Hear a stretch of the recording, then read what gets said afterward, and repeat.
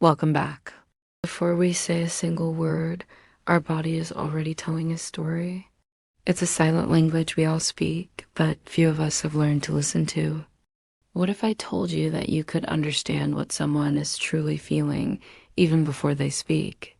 Let's learn to listen together. Have you ever heard that communication is mostly nonverbal?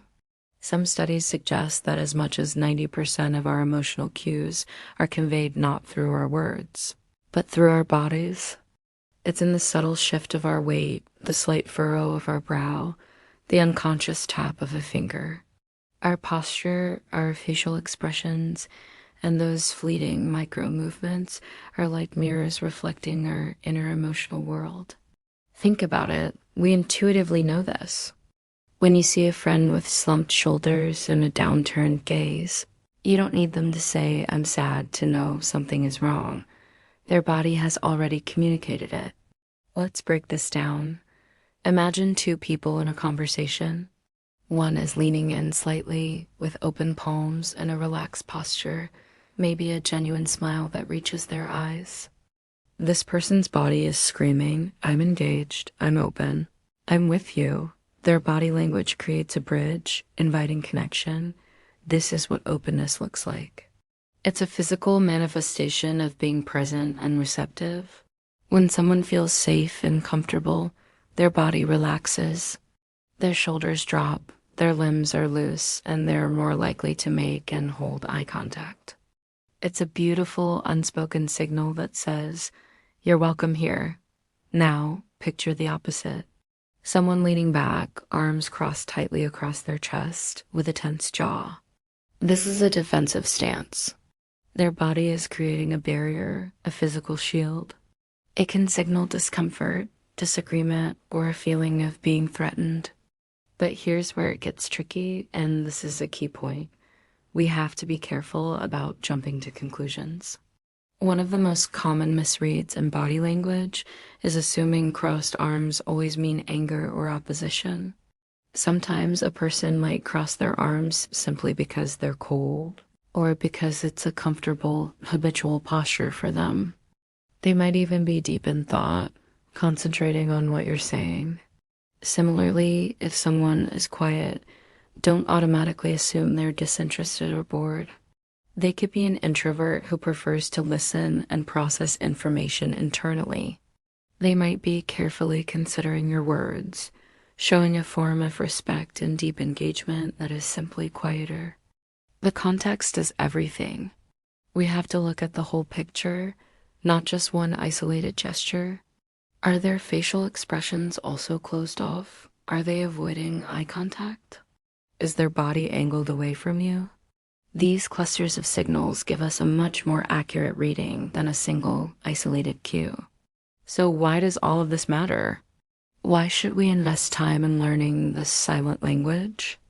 Because improving our awareness of nonverbal cues dramatically improves our empathy and strengthens our connections with others. When you can sense a friend's unease without them having to say it, you can offer support more effectively. When you notice a colleague's open and engaged posture during a presentation, it boosts your confidence. You're not just hearing their words, you're feeling their experience. This level of awareness transforms superficial interactions into meaningful connections. It allows us to respond to the whole person, not just the words they're saying.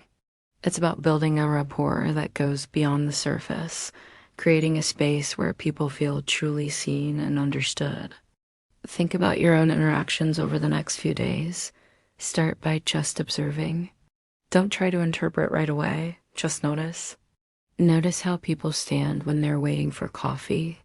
Notice the facial expressions of people in a meeting. Notice your own posture when you feel happy versus when you feel stressed. This simple act of awareness is the first and most powerful step. You'll begin to see the rich, detailed stories being told all around you without a single word being spoken. You're not just learning to read people, you're learning the art of connection itself. Let's dive deeper into a form of communication that we use every single second, often without even realizing its profound impact. I want you to think about the last conversation you had. What do you remember more? The words that were said, or the way the other person looked at you? This brings us to our next exploration, the incredible power of eye contact and the subtle energy exchange that happens through our gaze. I want to start with a thought that might change how you see your interactions forever. Eyes don't just see, they feel. When we talk about connection, we often think about words, touch, or shared experiences. But one of the most fundamental, primal ways we build a sense of safety and trust with another person is through gentle eye contact. It's a silent signal that says, I see you. I am present with you. You have my attention. When someone truly meets our gaze, without flinching away, it's like an anchor in a sea of social anxiety. It creates a space where we feel safe enough to be vulnerable, to be our authentic selves. Think about a time you felt truly heard. I'm willing to bet that person was looking at you, not past you or through you, but asterisk at asterisk you. That's the foundation of trust being laid brick by silent brick.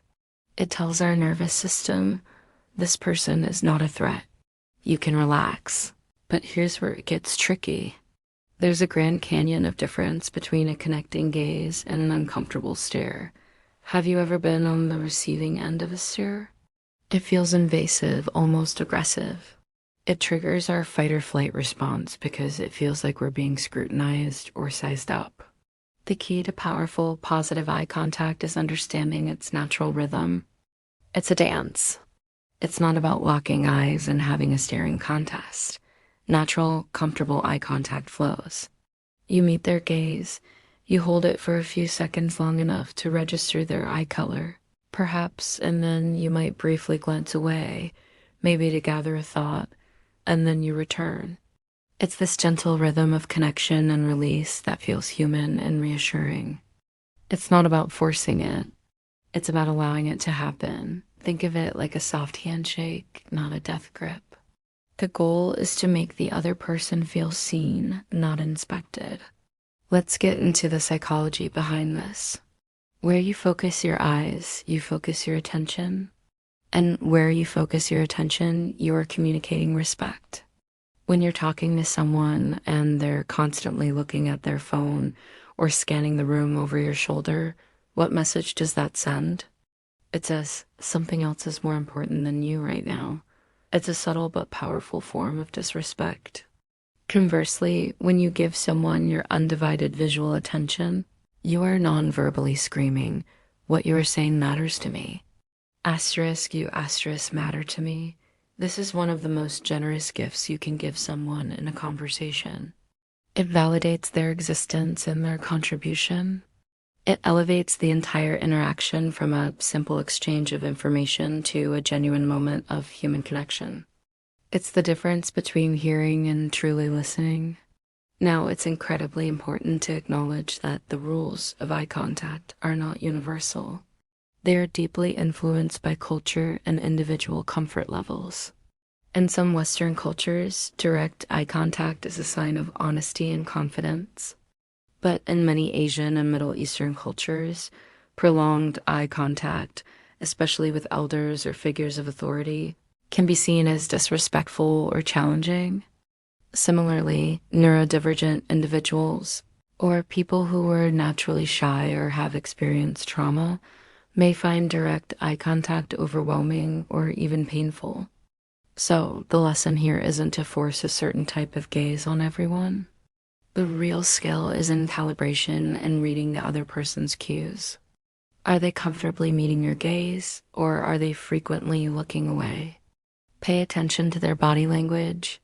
The goal is connection, not conformity. We need to adapt our style to create comfort for the person we are with, not to impose our own norms onto them. True empathy is meeting people where they are. So how do we get better at this? How do we practice this mindful gaze? It starts with you. I want to give you a simple exercise you can do. Find a mirror. It might feel a bit strange at first, but stick with it. Set a timer for just 1 minute. For that minute, just look into your own eyes. Don't judge. Don't criticize the little wrinkle you just noticed. Just look. See the person looking back at you. Breathe. Notice the sensations in your body. This practice builds your capacity to hold a gaze without feeling self-conscious. It helps you get comfortable with the simple act of being seen, starting with yourself. Once you're comfortable with the mirror, you can try this with a trusted partner, a friend, or a family member. Sit across from them and agree to simply hold a gentle, soft gaze for a minute. You don't need to talk. Just be present with each other. Notice what comes up. You might feel awkwardness, you might laugh, you might even feel a profound sense of connection. The purpose isn't to achieve a specific feeling, but simply to practice being present with another person through your eyes. It's about training your attention and your intention to see beyond the surface and connect with the human being in front of you. This isn't just an exercise. It's a way of deepening your relationships, one mindful gaze at a time. The energy you send out is the energy you tend to get back. So, what energy are you sharing with your eyes? All right, let's dive into one of the most fascinating aspects of human connection, emotional mirroring. Have you ever noticed how you sometimes start to adopt the mannerisms of a close friend? Or find yourself nodding along at the same rhythm as someone you're deep in conversation with? That's not a coincidence. It's your brain's incredible wiring at work. This phenomenon is powered by something called mirror neurons. Think of them as the brain's Wi-Fi, constantly scanning and connecting with the people around you. When you see someone smile, your mirror neurons for smiling fire up, making you feel a little bit of that same joy. When someone you care about is upset and their voice cracks, your brain simulates that feeling, allowing you to understand their emotion on a deeper level. This is the biological root of empathy. It's our brain's way of saying, I see you, I feel you, and we're in this together. So how can we consciously use this to build stronger, more genuine connections? It starts with subtle mimicry. This isn't about playing a game of copycat. It's about naturally and gently reflecting the other person's communication style. For instance, if you're talking to someone who speaks slowly and thoughtfully, try matching their pace instead of rushing ahead with your own thoughts. If they lean in with excitement, you can lean in slightly too, showing that you share their energy. Think about vocal tone as well. If a friend is sharing something vulnerable in a soft, quiet voice, responding in a loud, booming tone can feel jarring and disconnected. By matching their softer tone, you create a safe and intimate space for the conversation. It's like a dance where you're both moving to the same music. You're not copying their every move, but you're in sync, flowing together. The same goes for posture. If they're relaxed with open body language, adopting a similar open posture can signal that you're receptive and at ease. Now, a very important word of caution: authenticity is everything. This is where many people get it wrong. Emotional mirroring is not about forced imitation. If you're consciously trying to copy every single gesture someone makes, it's going to come across as strange, insincere, and maybe even a little creepy. People can sense when you're not being genuine. The goal is not to become a perfect mirror, but to use these principles to tune into the other person's emotional state more effectively. The mirroring should be a natural byproduct of your focused attention and empathy, not a calculated technique. When you truly listen and care, you'll find yourself mirroring them without even thinking about it. Let's try a quick, simple exercise right now. Think of someone you care about. Or if you're watching this with someone, you can do this with them. For the next 30 seconds, I just want you to focus on their breathing. Don't try to change your own. Just become aware of the rhythm of their breath. Now gently see if you can sync your own breathing to that rhythm. Inhale when they inhale, exhale when they exhale. Just for 30 seconds. How did that feel? You might have noticed a subtle sense of calm or a feeling of being more connected and present. The simple act of syncing a fundamental biological rhythm is a powerful, non-verbal way to build rapport. It tells the other person's nervous system, I'm with you. Imagine applying this principle more broadly. When you're actively trying to understand someone, you're not just listening to their words. You're attuning to their entire being, their energy, their pace, their emotional state. This is the essence of deep connection. It's about reflecting what you feel from them, creating a feedback loop of understanding and empathy. By being a better mirror, you become a better friend, partner, and communicator. Have you ever noticed how sometimes you can feel in sync with someone without even saying a word? That's the power of shared presence. In this segment, we're going to explore something truly magical. Breathing together. Think of it this way. Two people breathing together can create a harmony that words can't and always express. Our breath is a powerful tool, not just for ourselves, but for connecting with others. It's an emotional synchronizer. When we consciously breathe with a partner, a friend, or a family member, we're tapping into a fundamental human rhythm.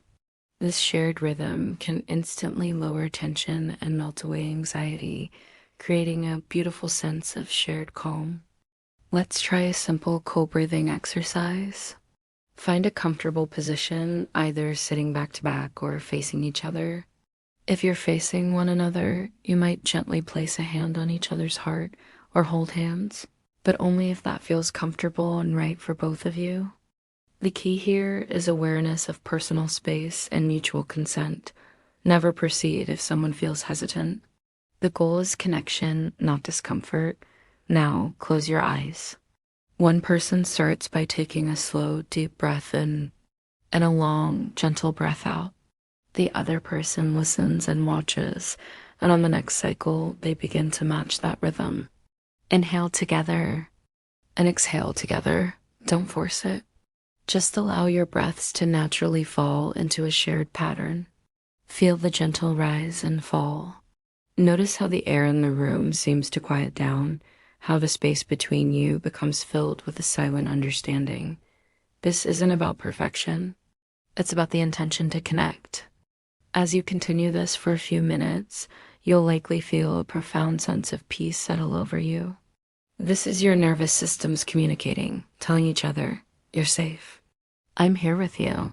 It's a nonverbal conversation that builds trust and deepens your bond. You can do this for just a minute or for as long as it feels good. It's a wonderful way to reconnect after a long day, to soothe a tense moment, or simply to start your morning with a sense of unity. This practice reminds us that we're not alone in our experience. Now, let's carry that feeling of synchronized rhythm forward. Because when we move with shared breath, even the smallest gestures begin to carry a much deeper meaning. We've talked a lot about big ideas and grand gestures, but what about the quiet language of connection?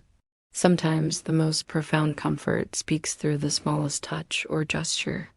It's in these subtle moments that we often find the deepest sense of security and belonging. Have you ever wondered why a simple, gentle movement can feel so reassuring? There's actually a science to it. Gentle motions, like a slow nod or a calm hand gesture, tap into our primal need for safety. They signal to our nervous system that we are seen, that we are cared for, and that the person we're with is attentive and present. It's a nonverbal way of saying, I'm here with you, and you are safe. Think about the power of nonverbal reassurance. A warm, genuine smile from across a room can completely change your mood. A simple nod of understanding during a tough conversation can make you feel truly heard. Even just someone's quiet, steady presence can be incredibly grounding. These aren't just random actions. They are intentional signals of support and empathy. They communicate what words sometimes can't. Of course, all of this comes with a huge asterisk. Respecting boundaries and context is absolutely crucial. A comforting touch for one person might feel intrusive to another. The appropriateness of a gesture depends entirely on the relationship, the situation, and the cultural context. True care involves being attuned to the other person's cues and always prioritizing their comfort and consent. A gesture is only comforting if it's welcomed. So, how do these small acts enhance our sense of safety and belonging? When someone offers a gentle gesture, they're building a bridge of trust. It reinforces the idea that we're part of a community, a partnership, or a family where we are valued. Each small act of kindness, a hand offered to help, an encouraging look weaves another thread into the fabric of our social connections, making us feel more secure and less alone in the world. Let's bring this into our everyday lives. It's the warm greeting you give a neighbor. It's the mindful pause you take to truly listen before you respond to a friend. It's the supportive, calm tone of voice you use when someone is feeling stressed. These aren't grand, dramatic acts. They are small, consistent choices that create an atmosphere of warmth and trust around you. Consider the simple act of two hands meeting briefly, a gentle handshake, a supportive touch on the arm. It's a moment of connection that can convey more than 1,000 words. It's about being present, being mindful, and recognizing the humanity in each other. These gestures are the bedrock of strong, healthy relationships. They don't require a lot of effort, just a lot of heart. Let's try a little something. The next time you're with someone you care about, notice the small opportunities for gentle connection. Maybe it's just holding eye contact for a second longer with a soft smile. Or maybe it's the way you hand them a cup of tea with intention and care. Pay attention to how these small acts feel, both to give and to receive. These tiny moments are the building blocks of a more compassionate world. They are the quiet affirmations that we're all in this together. By consciously incorporating these gentle gestures into our daily interactions, we not only make others feel safer and more valued, but we also cultivate a deeper sense of peace and connection within ourselves. It's a beautiful, simple practice with profound effects. How do we make sure the person we're talking to actually feels comfortable with us? That's what we're diving into now, the subtle art of reading comfort signals. Think about it. Comfort looks different for everyone. For some, it's leaning in and sharing stories. For others, it's maintaining a bit more personal space. Learning to recognize these individual cues isn't just a neat social trick. It's a profound act of care. It's about showing someone, I see you, I respect your boundaries, and I want you to feel safe in this conversation. So let's start with the basics. What are we looking for? Pay attention to a person's physical distance. Are they leaning in, or are they subtly creating more space between you? What's the pace of their speech? Is it relaxed and flowing, or is it clipped and hurried? Even their tone of voice can tell you a lot. A soft, warm tone usually signals comfort, while a higher-pitched, strained voice might suggest tension. Now, let's talk about tension. It's often easier to spot discomfort than comfort. Look for signs of disengagement. Are their arms crossed tightly? Are their feet pointing towards the exit? Maybe they're avoiding eye contact or giving one-word answers. These are classic signs that someone is feeling defensive or just isn't present in the conversation. It's like their body is putting up a do not disturb sign. Another subtle cue is a fast blink rate or a tightened jaw. These are involuntary stress responses, little red flags that tell you to maybe pull back a bit. On the flip side, relaxation has its own beautiful language. One of the biggest giveaways is relaxed shoulders. When we're tense, our shoulders tend to creep up towards our ears. When we feel at ease, they naturally drop. You might also notice a slower blink rate. It's a sign of a calm nervous system. Their voice might soften and become more melodic. They'll likely have an open posture with their arms uncrossed and their body angled towards you. These are all green lights, signals that you've created a space where they feel secure and open. The real magic happens when you learn to adapt your approach based on these signals. If you notice someone tensing up, maybe they cross their arms or take a step back. When you get too close, that's your cue to adjust. Don't take it personally. Simply give them a little more physical space, soften your tone, or slow down the pace of the conversation. You might even shift the topic to something less intense. By responding to their nonverbal feedback, you're nonverbally communicating that their comfort matters to you. This builds trust faster than any words ever could. So here's your practice for this week: mindful observation. In your next few conversations, try to be a gentle observer. Don't be creepy about it, just pay quiet attention.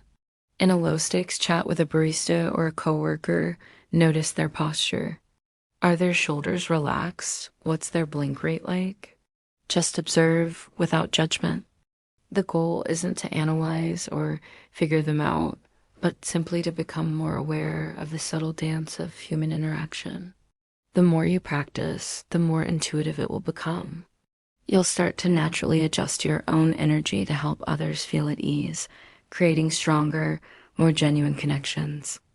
This is a skill that will serve you in every single area of your life, from your career to your personal relationships. Mastering it is truly a superpower. Let's talk about something that can quietly sabotage even the strongest connections: miscommunication. Think about it. Most conflicts don't start from what's actually spoken, but from what's left unsaid or worse, misinterpreted. Have you ever sent a text and had the other person completely misunderstand your tone? Or maybe you saw a fleeting expression on your partner's face and your mind just filled in the blanks with the worst case scenario? That's our brain trying to be helpful by making assumptions, but it often gets things wrong. We project our own fears and insecurities onto a simple look or a short reply, and suddenly a small misunderstanding snowballs into a huge fight. So, how do we stop this cycle? It starts with a simple, powerful tool: the calm check-in. Instead of reacting to the story you've told yourself, try saying something like, "Hey, I might be reading this wrong, but it seemed like that comment upset you. Can we talk about it?" This opens the door for clarification instead of accusation. It says, "I care about how you feel more than I care about being right. Here's a practical technique you can use right now: the pause rule. When you feel that rush of emotion, that urge to react instantly, just stop. Take one deep breath before you say anything." This tiny pause is a superpower. It gives your logical brain a chance to catch up with your emotional brain, allowing you to respond thoughtfully instead of reacting defensively. And what if a miscommunication has already happened? What if you feel that emotional disconnect? The key is to repair it quickly. Don't let it fester. A simple, "I'm sorry, I think we got our wires crossed. Can we try that again?" can work wonders. Acknowledging the disconnect and showing you want to fix it rebuilds the bridge between you. It's about choosing connection over conflict. By being mindful of how easily we can misinterpret things, and by using these simple tools to clarify and reconnect, you can turn potential arguments into moments of deeper understanding. Have you ever noticed how some silences feel awkward while others feel incredibly comforting? That's the power of presence. Silence can be louder than words, but only when it's shared with genuine presence. It's in those quiet moments that some of the deepest connections are formed. Think about it. In our fast-paced world, we're always trying to fill the space with noise, with words, with distractions. But what if we just stopped? Stillness in a relationship isn't a sign of boredom. It's a sign of profound comfort and trust. When you can sit with someone in complete silence and feel totally at ease, that's a bond that goes beyond the surface. It says, "I don't need anything from you right now except your company. Your presence is enough." This kind of comfortable silence is a foundation upon which uncheckable trust is built. It's a silent agreement that you're both safe and accepted just as you are. So, how do we cultivate this? It starts with practicing mindful pauses in our conversations. Instead of rushing to fill a lull, just take a breath. Look at the person you're with. Really see them. Allow the moment to just be. This isn't about ignoring them. It's about being more fully with them. You can try a simple exercise next time you're with a loved one. Find a quiet moment. Maybe you're sitting on the couch or watching a sunset. Without a word, just try to sync your breathing with theirs. Feel the rhythm of their presence next to yours. You're not trying to achieve anything. You're simply being with them. This simple, meditative act can create a powerful sense of connection and intimacy that words often can't reach. And that quiet, emotional attunement begins to grow. We've journeyed through some deep concepts today, and now we arrive at a practice that ties it all together: emotional atonement. Have you ever felt so perfectly understood by someone that words weren't even necessary? That beautiful, unspoken connection is what we're talking about. Attunement means feeling what another person feels gently. It's not about losing yourself in their emotions, but about creating a shared space where both of you feel seen and heard. So, what exactly is attunement in the world of emotional psychology? Think of it like tuning a guitar. If one string is off, the whole chord sounds dissonant. But when each string is tuned to the right frequency, they create a beautiful harmony. Emotional attunement is the process of tuning into another person's emotional frequency. It's the ability to perceive, understand, and respond to their feelings in a way that makes them feel validated and connected to you. This isn't mind reading, it's heart reading. It's about paying close attention, not just to their words, but to their tone of voice, their body language, their energy. It is the difference between hearing someone say, "I'm fine," and truly sensing the sadness behind their eyes. This skill is the bedrock of deep, meaningful relationships, whether with a partner, a child, a friend, or even a colleague. To make this concept easier to grasp and practice, I want to introduce you to what I call the 3A's of attunement: awareness, acceptance, and adjustment. It's a simple, powerful framework. First comes awareness. This is the initial step of simply noticing. What emotion is the other person expressing? Are they agitated, joyful, anxious? You have to pause your own inner monologue and genuinely observe. Turn your full attention to them. Put your phone down, make eye contact, and listen with your whole being. Awareness is about collecting the emotional data without immediate judgment. It's the what is happening for this person right now. Once you are aware of the emotion, the next step is acceptance. This is crucial and often the hardest part. Acceptance means acknowledging their feeling as valid, even if you don't understand it, agree with it, or think they shouldn't feel that way. You're not saying their reaction is right or wrong. You're just accepting that this is their genuine emotional reality in this moment. Phrases like, "It sounds like you're feeling really frustrated," or "I can see how hurt you are powerful tools of acceptance. You're holding a mirror up to their emotion and saying, "I see this. It is real." This act of validation is incredibly healing and builds immense trust. The final A is adjustment. Based on your awareness and acceptance, you adjust your own behavior in response to meet them where they are. This doesn't mean you have to solve their problem. Adjustment can be very subtle. If they are sad, you might soften your tone and slow your speech. If they are excited, you can share in their energy with a smile and an enthusiastic voice. You're essentially adjusting your emotional output to resonate with theirs. This is what creates that feeling of being in sync. It's a dance where you're not leading or following, but moving together in harmony. Awareness, acceptance, adjustment. Practice these 3 steps, and you'll find your ability to connect with others will deepen profoundly. Now, a big challenge many of us face is practicing empathy without losing our own self-balance. It's easy to get swept up in someone else's storm, especially if you're a highly sensitive person. This is where attunement differs from simple emotional contagion. Attunement requires you to maintain a strong sense of self. Imagine you're a sturdy, deeply rooted tree on a riverbank. The river is the other person's emotions. It can be a gentle stream or a raging flood. You can feel the water's temperature, its speed, and its power, but you don't get uprooted and carried away by the current. You remain grounded. This allows you to offer a stable presence, a safe harbor for them. You can say, I am here with you in your sadness, without becoming consumed by it yourself. This boundary is what makes your empathy sustainable and truly helpful, preventing burnout and ensuring you can be there for them in the long run. Let's try a few simple exercises right now to build this skill. The first is matching the emotional tone. The next time you're talking to someone, pay attention to their vocal pitch and pace. If they're speaking slowly and quietly, try to match that. If their voice is full of energy, let yours rise to meet it. You'll be amazed at how this simple mirroring can build rapport. Second, practice acknowledging. This is just verbalizing your acceptance.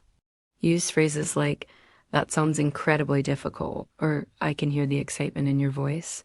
Just naming the emotion you perceive is powerful. And finally, a shared breathing exercise. If you're with someone who is anxious or upset, you can gently say, let's just take a deep breath together. Inhaling and exhaling in sync is a primal way to co-regulate nervous systems and bring a sense of calm and unity to the moment. Try these small things. They have a huge impact. Of course, we're not perfect. We will all experience emotional mismatches. Times when we miss a cue, say the wrong thing, or are too wrapped up in our own world to attune properly. That's okay. The key isn't to never make a mistake, but to know how to repair the connection afterward. When you realize there's been a mismatch, the first step is to own it. A simple, I'm sorry, I think I missed what you were really feeling a moment ago. Can we try again? Is incredibly powerful. It shows humility and a desire to reconnect. Then go back to the 3 A's. Become aware of what they were trying to express.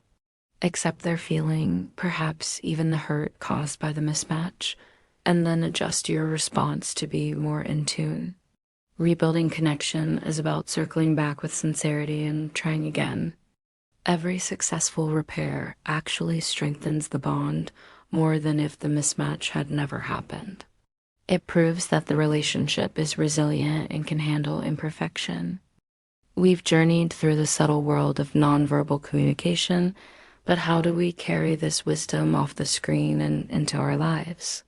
Remember this, connection isn't a moment, it's a mindset. It's about weaving this heightened awareness into the very fabric of our daily existence. Let's start at work. In your next meeting, try this. Instead of just listening to the words, notice the energy in the room. Who leans in when a certain topic is raised? Who shifts their weight or crosses their arms? This isn't about judging. It's about understanding the unspoken currents of your team. You'll be amazed at how this deeper perception can help you navigate collaborations and lead with greater empathy. You'll start to anticipate needs and de-escalate potential conflicts before they even surface, simply by being present. Now, let's bring it home. With family, the stakes are often higher, and so are the rewards. Think about your interactions with your partner or your children. When they talk about their day, are you truly listening, or are you just waiting for your turn to speak? Next time, put your phone down, make eye contact, and just observe. Notice the light in their eyes when they talk about something exciting, or the slight slump in their shoulders when they're tired. Your silent, focused attention is one of the most powerful ways to say, I see you and you matter. This simple act can transform routine conversations into moments of genuine connection.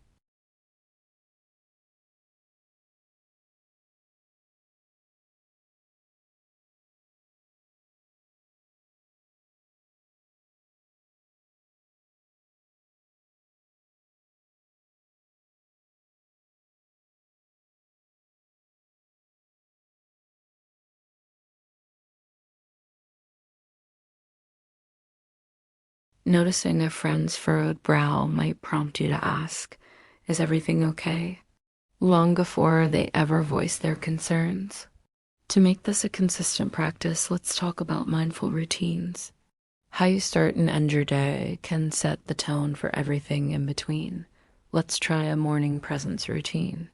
Before you even check your phone, take just 1 minute. Sit on the edge of your bed, place your feet flat on the floor, and just feel. Feel the texture of the carpet, the temperature of the air, the rhythm of your own breath. This simple act grounds you in your body and prepares you to face the day with a sense of calm and centeredness. Then, in the evening, create a space for reflection. Instead of scrolling endlessly, take 5 minutes to think about the interactions you had. What nonverbal cues did you notice in others? What did your own body language communicate? Did you feel open and expansive or closed off and defensive? This isn't about self-criticism. It's about gentle curiosity. This practice builds your self-awareness and helps you understand your own patterns. One of the most profound benefits of this heightened awareness is how it reduces anxiety. Anxiety often stems from a feeling of being out of control, lost in a whirlwind of future worries or past regrets. But when you are fully present in your body, anchored in the here and now, that anxiety loses its power. You start to trust your own intuition, your gut feelings. That knot in your stomach or that sense of ease you feel around someone, that's valuable data. By learning to listen to your body, you build a deep, unshakable self-trust. Your body becomes your ally, a reliable guide through life's complexities. Now, I want to give you a simple, powerful tool you can use every single day. I call it the 3-minute daily connection ritual. You can do this with your partner, a family member, or even just by yourself in front of a mirror. For 3 minutes, you will simply sit and maintain gentle eye contact without speaking. In the first minute, just breathe and arrive in the moment. In the second minute, focus on sending feelings of gratitude and appreciation to the person opposite you or to yourself. In the final minute, simply observe them, noticing the tiny details of their face, their expression with kindness and curiosity. This short practice can create a profound sense of connection and presence that ripples throughout your entire day. Try it for a week and see what shifts for you. As we come to the end of our journey together, let's hold on to this final thought. When words fade, awareness speaks. True communication, true connection happens in the space beyond language. It's in a shared glance, a comforting touch, a patient silence. You now have the tools to access this deeper level of understanding, to connect more authentically with others, and most importantly, with yourself. This awareness is your superpower. Use it to build a life rich with meaning, empathy, and genuine connection. If you found calm and clarity in this video, I invite you to explore more mindful living resources on our website at www.lovva.com. You'll find our wellness blog packed with articles and guides to support you. And don't forget to subscribe for our upcoming videos on building confidence, deepening your mindfulness practice, and achieving emotional wellness. Thank you so much for sharing this time with me. Be well and stay aware.